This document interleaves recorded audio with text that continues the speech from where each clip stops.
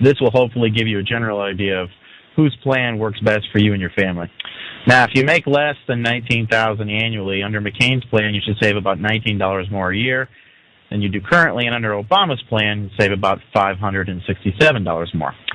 If you make between $19,000 and $38,000 annually, you'll save about $892 under Barack Obama and save only $113 more under John McCain. If you fall between $38,000 and $66,000 annually, under McCain's plan, you'll save an additional $319, and under Obama's plan, your tax savings shoot up to about $1,042. Moving on up the ladder, if your annual income is between $66,000 and $112,000 a year, McCain's plan will save you about an additional $1,009, while Obama will save you about $1,290.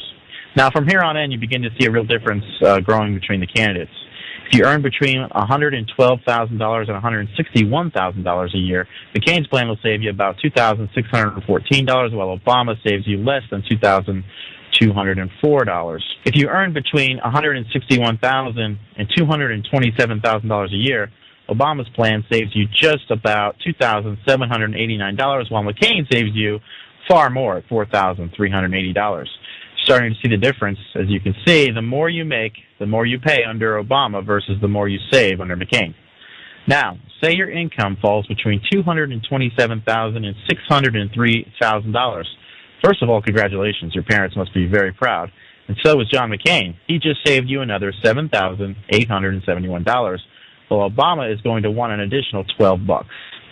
If you make between $603,000 and $2.9 million, well, then you better vote for McCain, because he's going to save you an additional $45,361, while Obama takes an additional $115,974.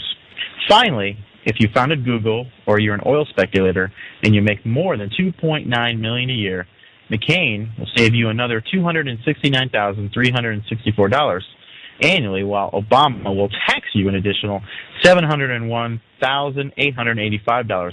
So what can we take from this? Basically, Obama wants to reverse the tax cuts for the richest Americans and give more money back to the middle class who actually work for their money, while McCain has chosen to just continue the Bush plan of cut all taxes and let our kids pay off the country's deficit. Well, thanks for stopping by, everybody. That's all for now.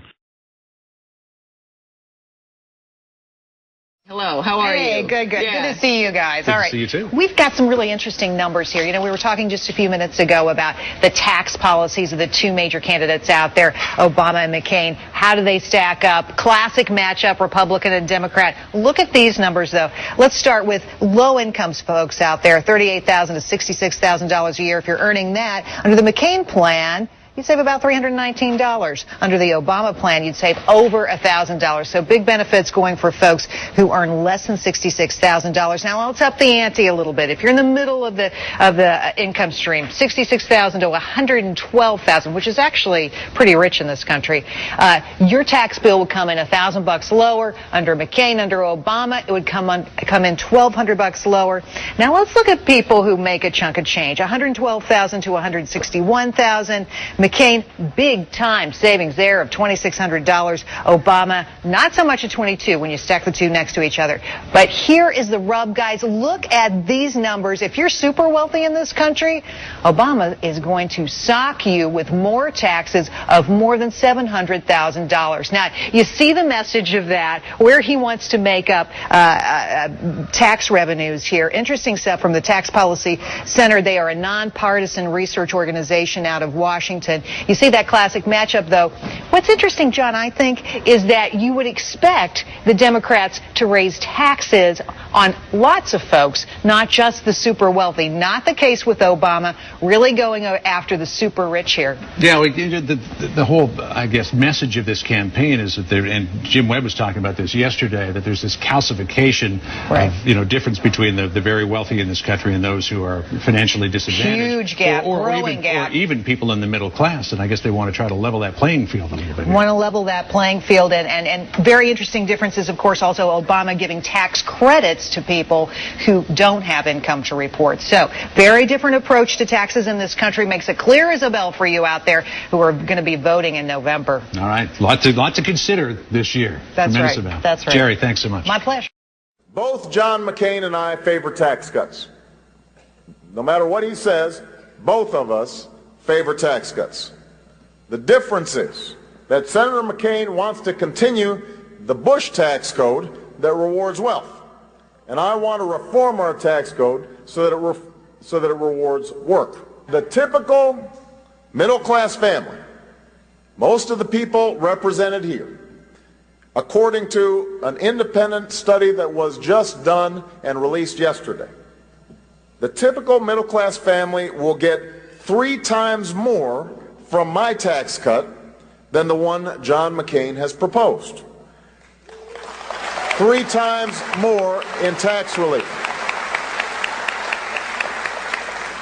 Meanwhile, and I want everybody to listen to this carefully, the tax cut that John McCain has proposed, nearly a quarter, nearly 1/4 of his tax cuts go to households making more than $2.8 million a year.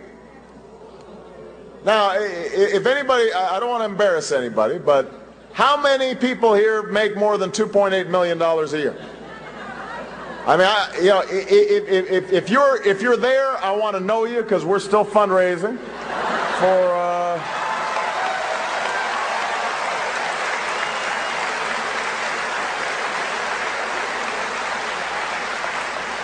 So think about that. A quarter of his tax cut will go to people who are not represented in this entire auditorium.